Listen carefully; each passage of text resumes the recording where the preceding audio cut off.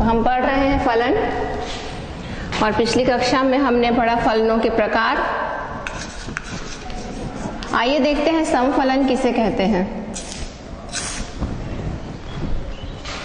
जब किसी फलन y = f(x) में y x का फलन है, हम लिखते हैं y = f(x) में x के स्थान पर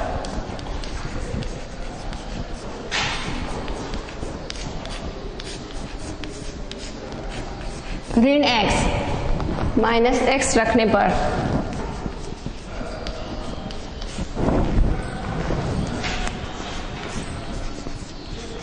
फलन के मान में कोई परिवर्तन ना आए।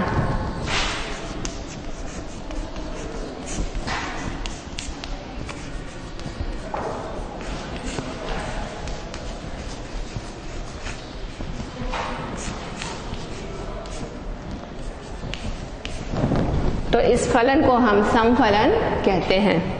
अर्थात y(x) का फलन है, y = f(x) है। x के स्थान पर यदि हम -x रख देते हैं तो भी हमें मूल फलन प्राप्त होता है।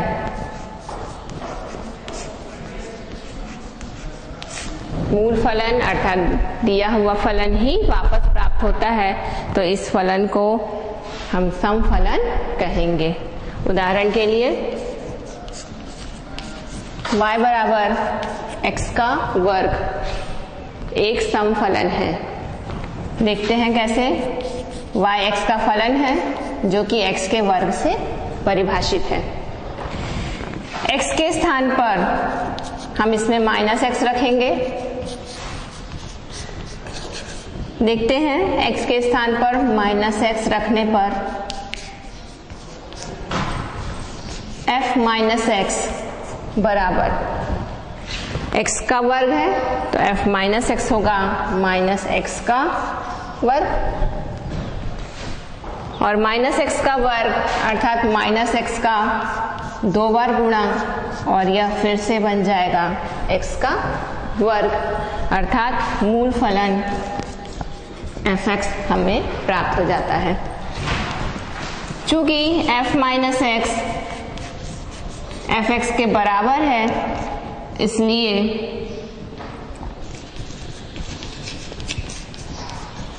दिया गया फलन f(x)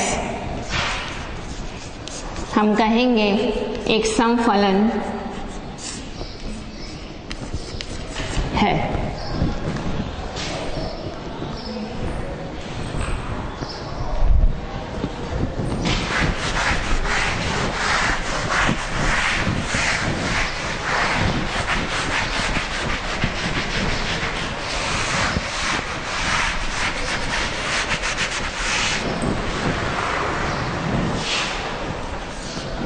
एक और उदाहरण देखते हैं। इसी प्रकार यदि y बराबर है cos x, y x का फलन है जो cos x से परिभाषित है, तो f(x) बराबर है cos x। आइए देखते हैं क्या होता है जब हम x के स्थान पर -x रखते हैं।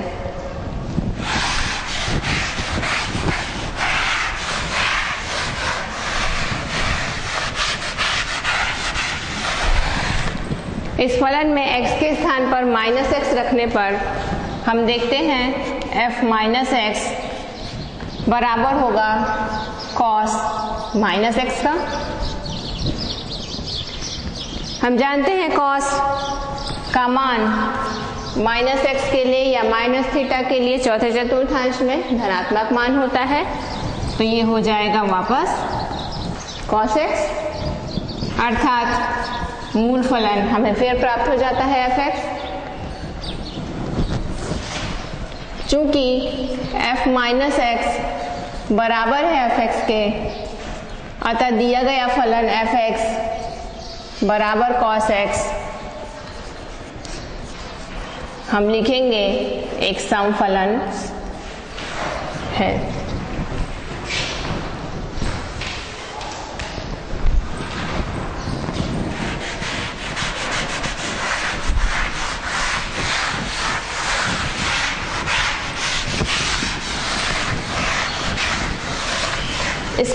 परिभाषित करते हैं विषम फलन को।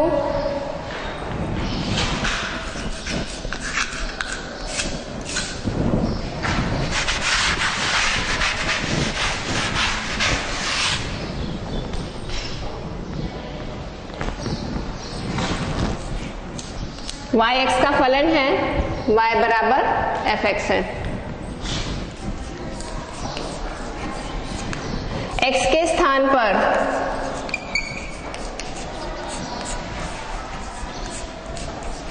-x रखने पर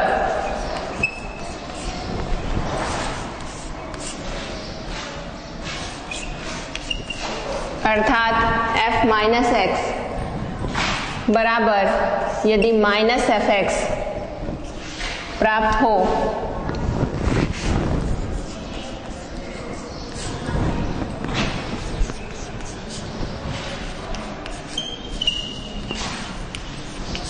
तो फलन f(x)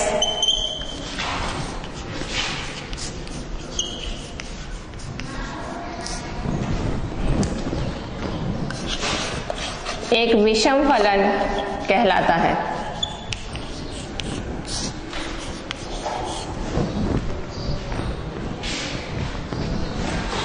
उदाहरण के लिए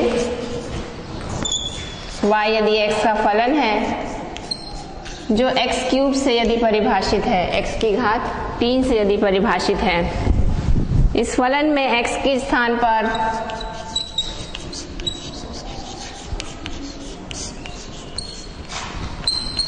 -x रखते हैं। आइए देखते हैं क्या प्राप्त होता है हमें। हम देखते हैं f माइनस एक्स बराबर -x की घात में 3 जो कि बराबर है -x की घात में 3 के। माइनस को छोड़ें तो x की घात में 3 ही f(x) है। अतः हम देखते हैं कि x के स्थान पर -x रखने पर f माइनस एक्स बराबर -f(x) हमें प्राप्त होता है। अतः यह फलन विषम फलन होगा।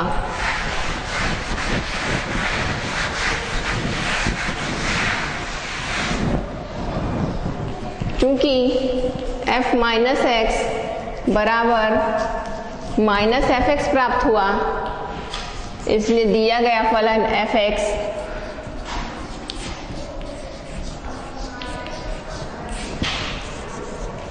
एक विषम फलन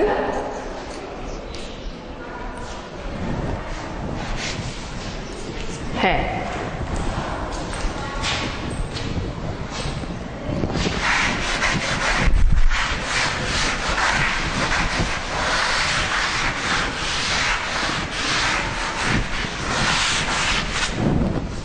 आइए एक और उदाहरण देखते हैं। यदि y(x) का फलन है जो f(x) बराबर sin x से परिभाषित है, तो sin एक विषम फलन होता है। देखते हैं x के स्थान पर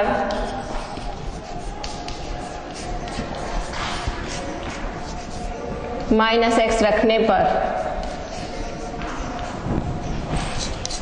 f माइनस एक्स बराबर हमें प्राप्त होगा sin -x का।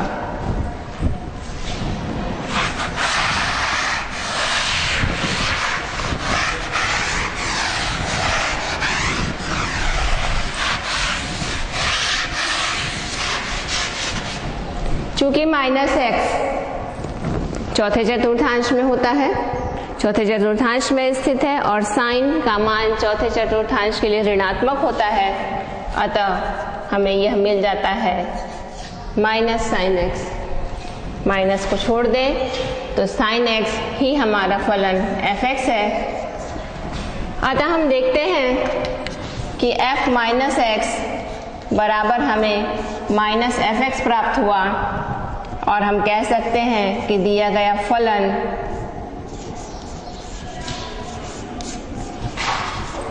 एक विषम फलन है।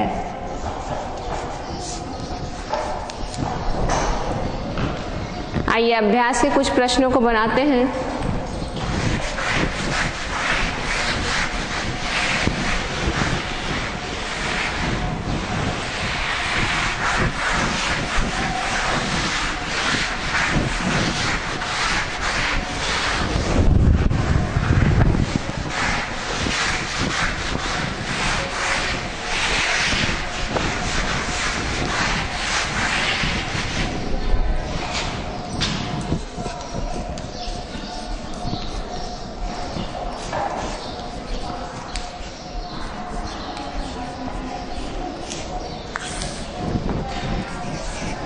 देखते हैं एक प्रश्न।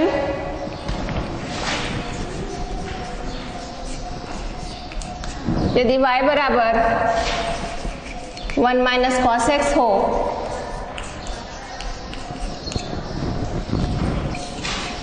तो f पाई बाय 4 का मान ज्ञात कीजिए। लेते हैं अभ्यास से एक प्रश्न। यदि y बराबर है 1 माइनस कॉस एक्स तो हमें f पाई बाय 4 का मान ज्ञात करना है। देखते हैं इसका हल।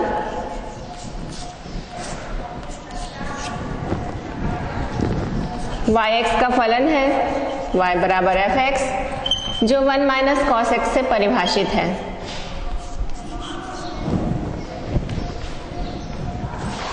x के स्थान पर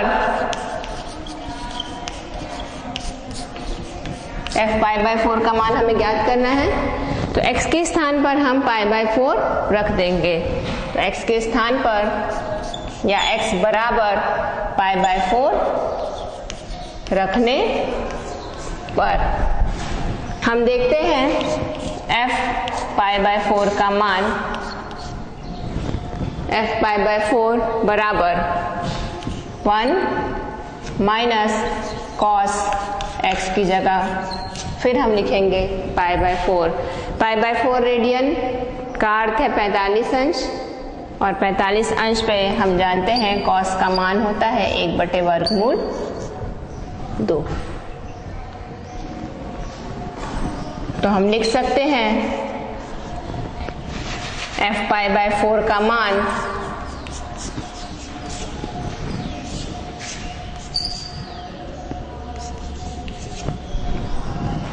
1 माइनस 1/√2 होगा, 1 ऋण 1/वर्गमूल 2 होगा।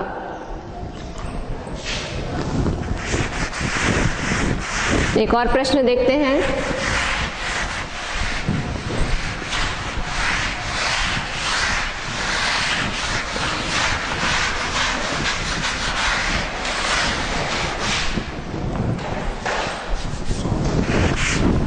यदि y बराबर 2x बटे 1 धन x स्क्वायर हो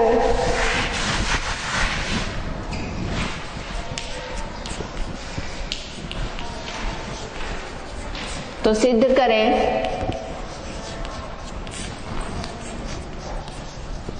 f tan थीटा बराबर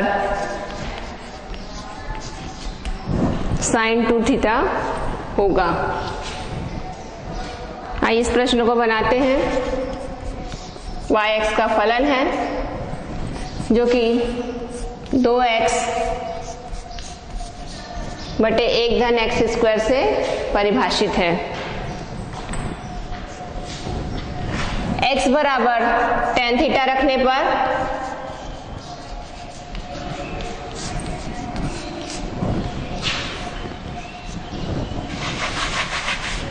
देखते हैं f tan थीटा का मान।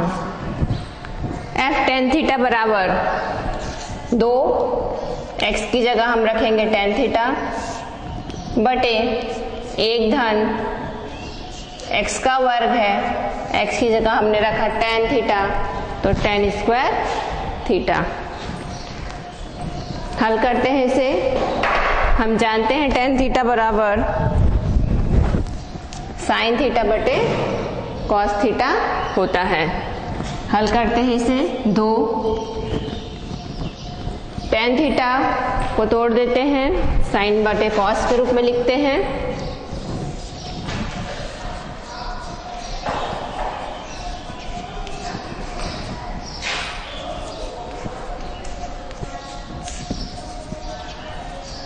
बटे में 1 धन tan स्क्वायर थीटा को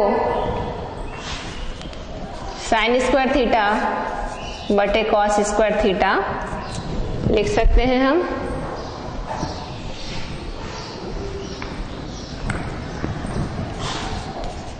दो साइन थीटा बटे कॉस थीटा, 1 के बटे में 1 लिखिए और दो परिमेय संख्याओं के योगफल के रूप में इसे हल करते हैं हम, तो लघुत्तम आ जाता है cos square theta.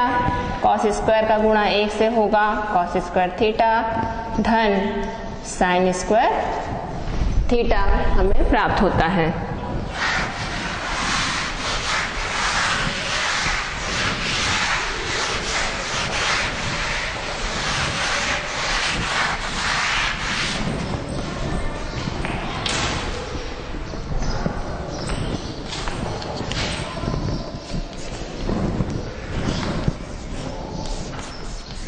f tan theta का मान हम निकाल रहे हैं।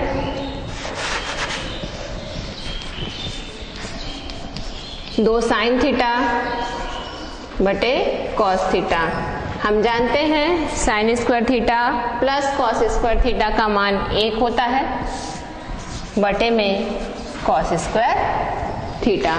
जब दो परिमेय संख्याओं का भागफल हो तो हर की परिमेय संख्या पलट जाती है और यह गुणा में बदल जाती है। तो 2 साइन थीटा कॉस थीटा और ये जो हर में है 1 बटे कॉस स्क्वायर थीटा, यह पलट जाएगा और आ जाएगा कॉस स्क्वायर थीटा बटा 1। कॉस स्क्वायर थीटा से 1 कॉस से कट जाएगा, तो हमारे पास बचा है 2 साइन थीटा और इस कॉस स्क्वायर में से 1 कॉस थीटा, और हम जानते हैं 2 साइन थीटा कॉस थीटा बराबर होता है साइन का 2 थीटा, और यही हमें सिद्ध करना था।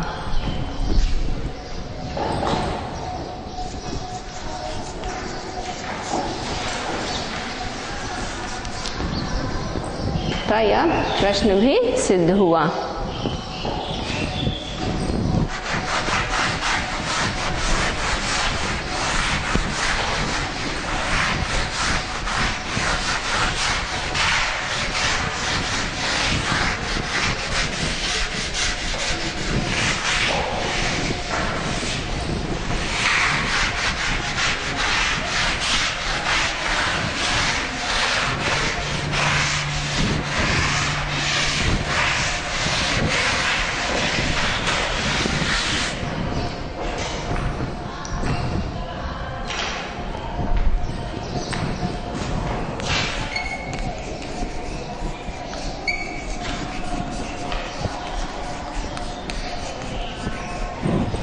आइए एक और प्रश्न लेते हैं। यदि दिया गया फलन परिभाषित है y बराबर x की घात 3 ऋण 3x cos x धन 5x से, तो हमें सिद्ध करना है दिया गया फलन एक विषम फलन है।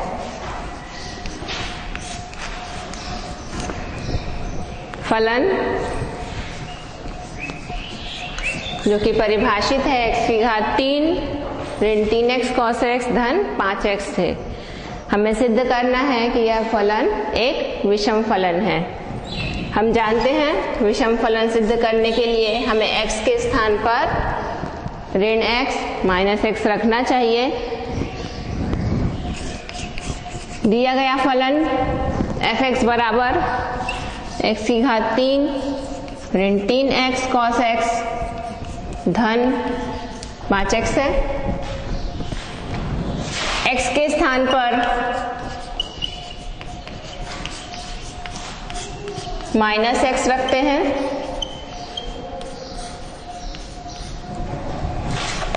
हम देखते हैं f माइनस एक्स का मान क्या प्राप्त होता है। f माइनस एक्स बराबर माइनस एक्स की घात में 3 ऋण 3 एक्स के स्थान पर हम माइनस एक्स रखेंगे, कॉस एक्स के स्थान पर माइनस एक्स रख देंगे तथा धन 5 फिर एक्स के स्थान पर हम माइनस एक्स रख देते हैं। ऋण एक्स की घात में 3 ऋण एक्स का 3 बार गुणा और हमें प्राप्त होगा ऋण एक्स की घात में 3। ऋण और ऋण का गुणा हो जाएगा धन और ये हमें मिलेगा धन 3x। हम जानते हैं cos का माइनस एक्स cos x के बराबर होता है, यह एक सम फलन है। तो cos माइनस एक्स हमें cos x मिलेगा 5 और ऋण x का जब हम गुणा करेंगे तो यह हमें ऋण 5x प्राप्त होगा। इस पूरे फलन में से, इस पूरे पदों में से हम ऋण का चिन्ह यदि बाहर निकाल लेते हैं तो हमें मिलता है x की घात में 3 ऋण 3x cos x धन 5x, जो कि हमारा दिया हुआ फलन है। इस पूरे की जगह पर हम लिख सकते हैं fx। हम देखते हैं f minus x minus fx के बराबर है, इसलिए हम लिख सकते हैं कि दिया गया फलन एक विषम फलन है। तो चूंकि f माइनस एक्स बराबर है माइनस fx के, इसलिए दिया गया फलन fx एक विषम फलन है।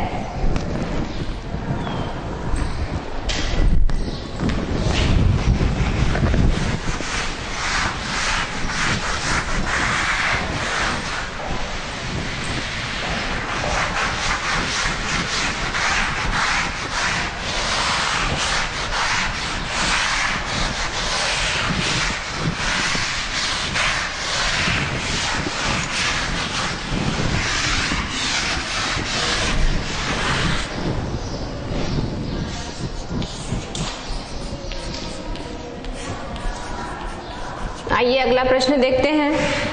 फलन परिभाषित है वर्गमूल x माइनस 3 से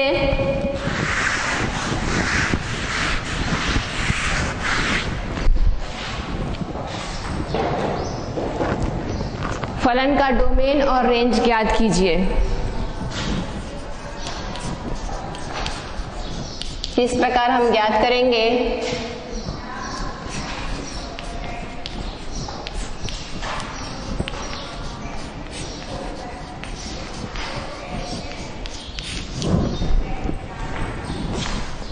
फलन y x का फलन है y बराबर fx, जो कि परिभाषित है वर्गमूल x ऋण 3 से। यह एक वर्गमूल फलन है और हम जानते हैं कि वर्गमूल फलन तब तक परिभाषित होता है जब तक कि वर्गमूल चिन्ह के अंदर का व्यंजक पूर्णतया धनात्मक हो। अर्थात ये दिया गया फलन परिभाषित होगा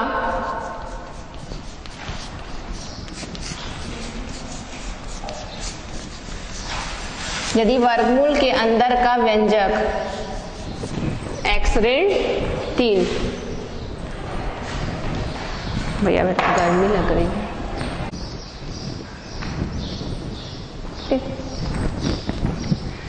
हम जानते हैं वर्गमूल फलन परिभाषित होता है जब तक कि वर्गमूल चिन्ह के अंदर का व्यंजक धनात्मक हो। अर्थात इस फलन के परिभाषित होने के लिए वर्गमूल चिन्ह के अंदर अर्थात x ऋण 3 को पूर्णतया धनात्मक होना चाहिए। अर्थात x ऋण 3 का मान 0 से बड़ा या बराबर हो सकता है। निकालते हैं x का क्या मान होगा। ऋण 3 का पक्षांतर कर देते हैं तो हम देखते हैं कि x के वे सभी मान जो 3 से बड़े हों उसके लिए फलन परिभाषित होगा। तो हम डोमेन लिख सकते हैं, डोमेन x के मान है।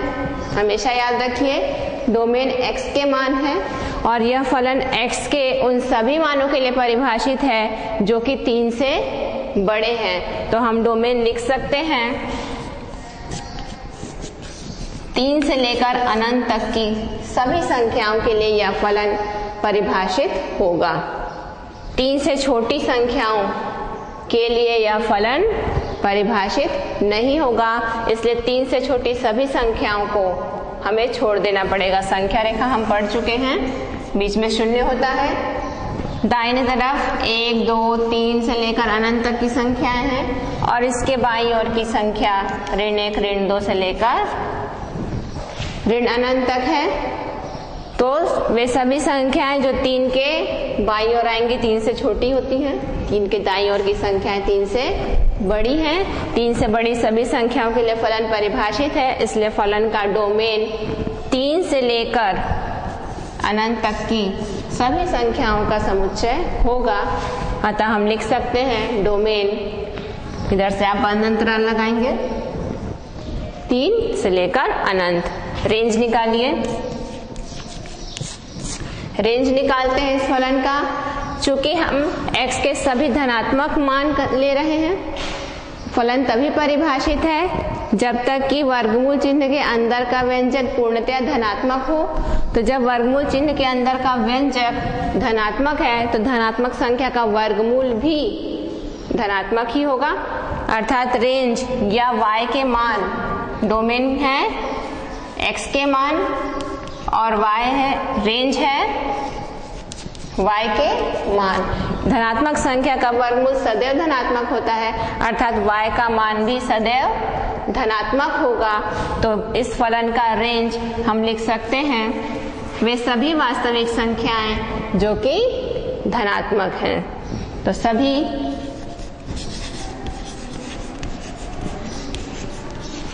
धनात्मक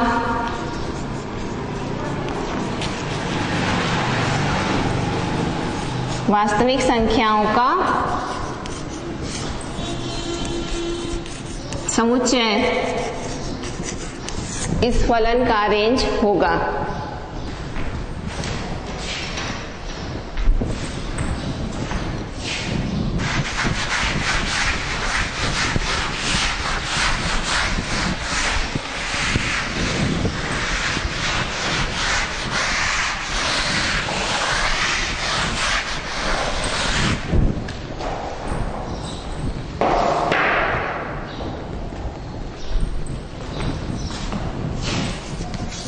अगला प्रश्न देखते हैं। y बराबर x plus 7 by x minus 5, x धन 7 बटे में है x ऋण 5 का डोमेन ज्ञात कीजिए।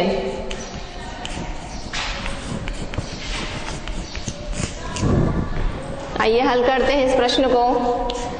दिया गया फलन yx का फलन है जो परिभाषित है x धन 7 बटे x ऋण 5 से एक परिमेय फलन है।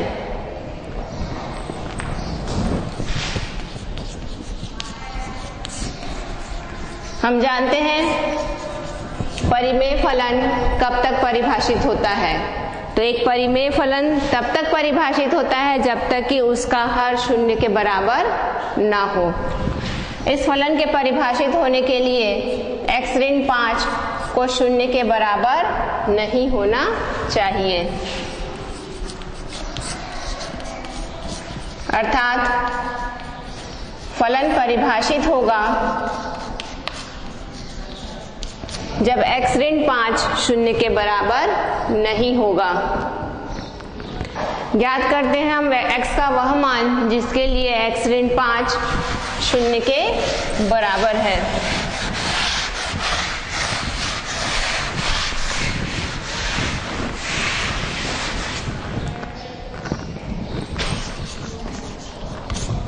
x का वह मान निकालते हैं जिसके लिए x ऋण 5 शून्य के बराबर है। जब x ऋण 5 शून्य के बराबर है तो हम देखते हैं x का मान हमें 5 प्राप्त होता है।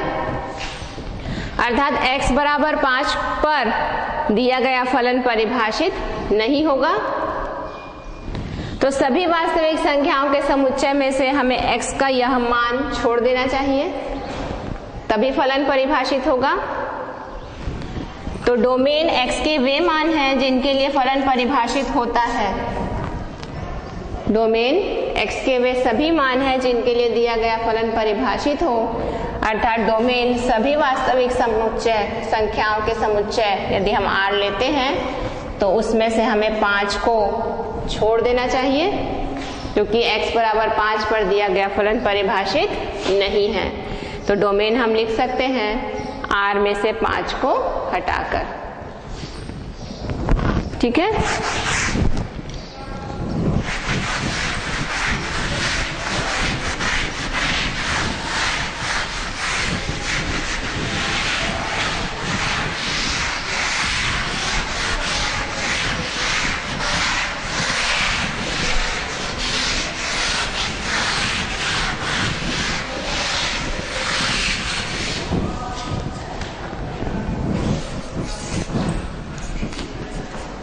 आइए देखते हैं y बराबर साइन इनवर्स 2x।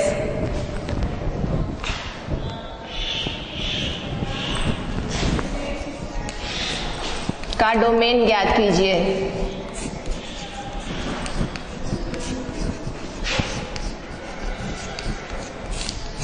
अभ्यास प्रश्नावली का प्रश्न,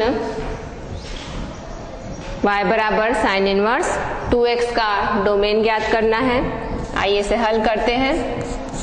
yx का फलन है y बराबर fx, जो परिभाषित है साइन इनवर्स 2x से। एक प्रतिलोम त्रिकोणमिति फलन है। प्रतिलोम त्रिकोणमिति फलन y बराबर साइन इनवर्स 2x। जब y बराबर हो साइन इनवर्स 2x तो हम लिख सकते हैं, साइन को इधर ले आते हैं, साइन y बराबर 2x। हम जानते हैं साइन का मान, साइन थीटा का मान, साइन x का मान या साइन y का मान हमेशा ऋण 1 से धन 1 के बीच में होता है। और चूंकि साइन y बराबर है 2x के, इसलिए 2x का मान भी ऋण 1 से धन 1 के बीच में होगा। पूरे पदों को, सभी पदों को 2 से भाग दे देते हैं और 2 से भाग देने पर हम देखते हैं ऋण 1/2 छोटा या बराबर है x से, और यह छोटा या बराबर है 1/2 से। तो हमें x का मान मिल जाता है ऋण 1/2 से धन 1/2 के बीच में। अतः फलन का डोमेन अंतराल ऋण 1/2 से धन 1/2 होगा, और यही इसका आप लिखेंगे उत्तर।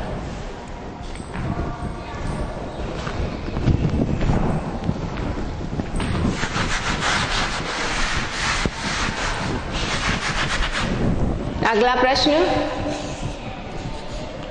y बराबर 5 धन 4 cos x का रेंज ज्ञात कीजिए।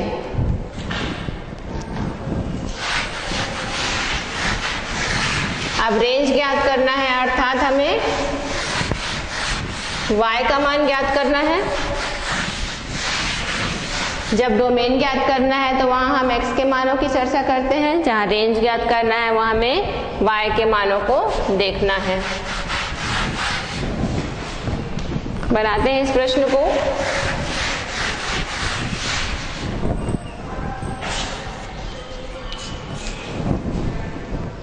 पांच तो एक कांस्टेंट अचर है, 4 भी एक अचर है। फलन का डोमेन या रेंज पूर्णतः किसके मान पर निर्भर करेगा?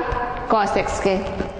cos x को हम लेकर चलते हैं तो हम जानते हैं कि cos का मान हमेशा -1 से +1 के बीच में होता है। दिए गए फलन को बनाते हैं यहाँ पर cos x में 4 से गुणा कर देते हैं, अर्थात तीनों ही पदों में हम 4 से गुणा कर देते हैं। 4 से गुणा करने पर यह ऋण 4 हो जाएगा, ये हो जाएगा 4 cos x और यह हो जाएगा 4 cos x तो हमने बना लिया, 5 को जोड़ भी देते हैं, तो 4 का गुणा किया भी हमने और अब हम क्या करेंगे, 5 जोड़ देंगे। 5 जोड़ने पर हम देखते हैं 5 ऋण 4 छोटा या बराबर है 5 धन 4 cos x छोटा या बराबर है 5 धन 4 से। 5 में से 4 हम घटा देते हैं, 5 ऋण 4 का मान हमें मिलता है 1 छोटा या बराबर है 5 धन 4 cos x को हम y भी लिख सकते हैं। छोटा या बराबर है 5 और 4 को यदि हम जोड़ देते हैं तो हमें 9 प्राप्त होता है, अर्थात फलन का रेंज y का मान हमें मिलता है अंतराल 1 से 9। समवृत्त अंतराल 1 से 9 इस फलन का रेंज होगा और यही उसका उत्तर है। तो ये थे अभ्यास के कुछ प्रश्न। आइए देखते हैं अब फलन हम पढ़ चुके हैं, उनके विभिन्न प्रकार पढ़ चुके हैं, फलन के डोमेन और रेंज की चर्चा कर चुके हैं। अब इन फलनों के ग्राफ आपको पढ़ने हैं, कैसे हम फलन का ग्राफ खींच सकते हैं।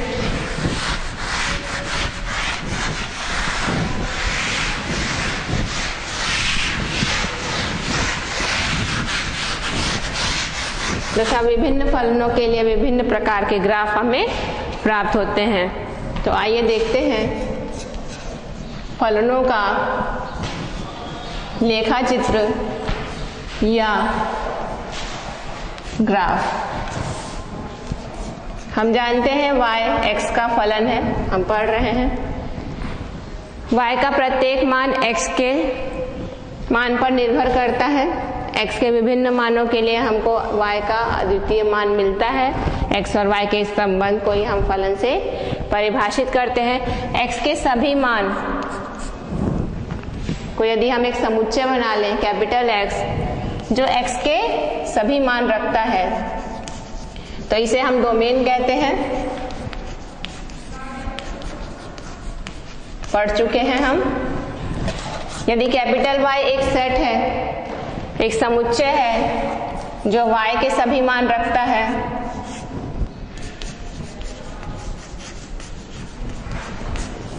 तो यह फलन का रेंज कहलाता है। यदि डोमेन के सभी अवयवों को अर्थात x के सभी मानों को हम x अक्ष पर लेकर तथा y के सभी मानों को अर्थात रेंज के सभी मानों को यदि हम y अक्ष पर लेकर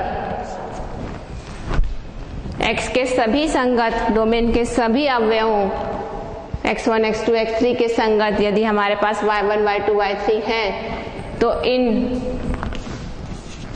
x और y अक्ष जिस बिंदु पर प्रतिच्छेद करते हैं वह होता है मूल बिंदु 0, 0, x का मान भी 0 है और y का मान भी 0 है। ओरिजिन से इसको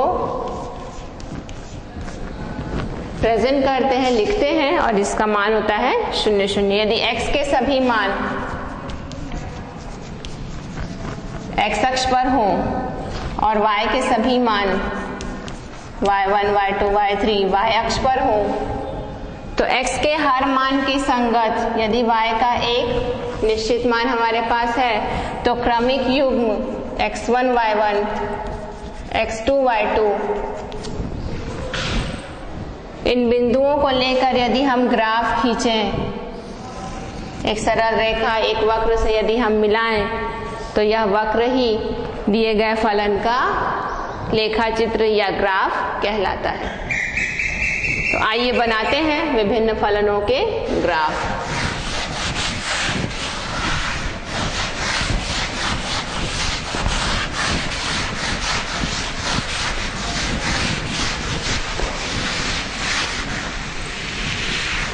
सबसे पहला ग्राफ हम पढ़ते हैं अचर फलन का।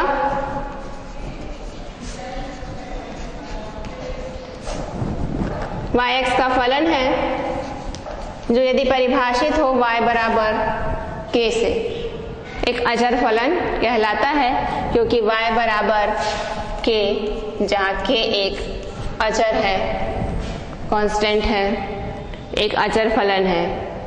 हम देखते हैं x के सभी मानों के लिए, वास्तविक संख्याओं के समुच्चय में x के सभी मानों के लिए y का एक निश्चित मान है और वह है k।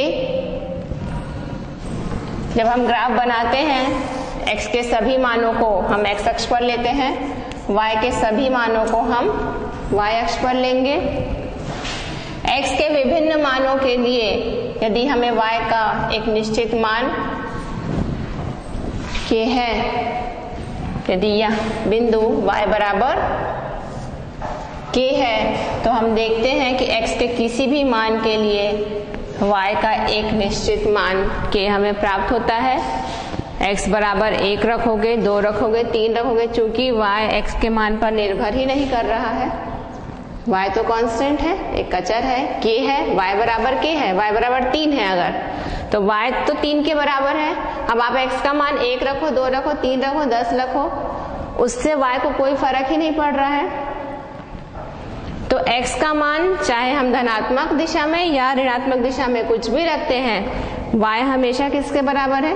k के बराबर है। तो हमें 0 में भी k मान मिलता है, 1 में भी k मान मिलता है, 2 में भी k मान मिलता है, अर्थात हमें ग्राफ एक सरल रेखा प्राप्त होती है। लिखते हैं इस ग्राफ के गुण।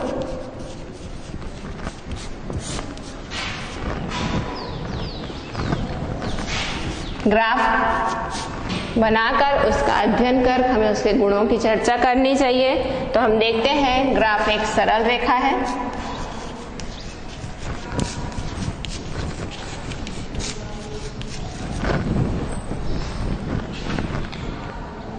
जो x अक्ष के समानांतर है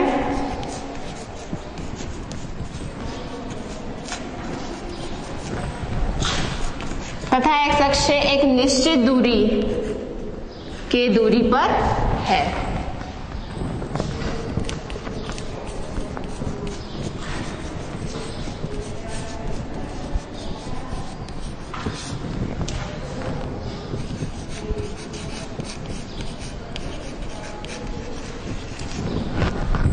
इस प्रकार और विभिन्न फलनों के ग्राफ हम खींच सकते हैं।